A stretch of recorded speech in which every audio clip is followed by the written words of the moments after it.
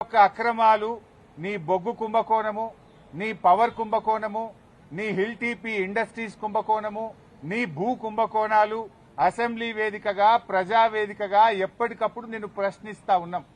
So నీ కుంభకోణాలు బయటపడుతున్నాయి.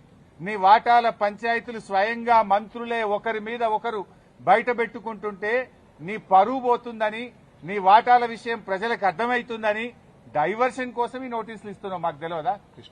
ఇవాళ కృష్ణా నీళ్లను ఆంధ్రాకి అప్పచెప్తున్నావు.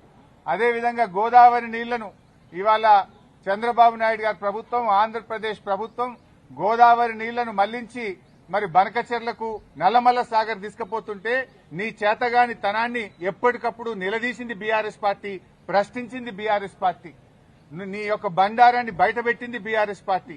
సో నువ్వు అచేతనం అయిపోయినావు. నీదంతా బయటపడిపోతా ఉంది కనుక ఈ డైవర్షన్ టాక్టిక్స్ చేస్తున్నావు. మాకు తెలియదా? నువ్వు ఎన్నికలకు ఈ డ్రామాలు ఆడుతుంటావు.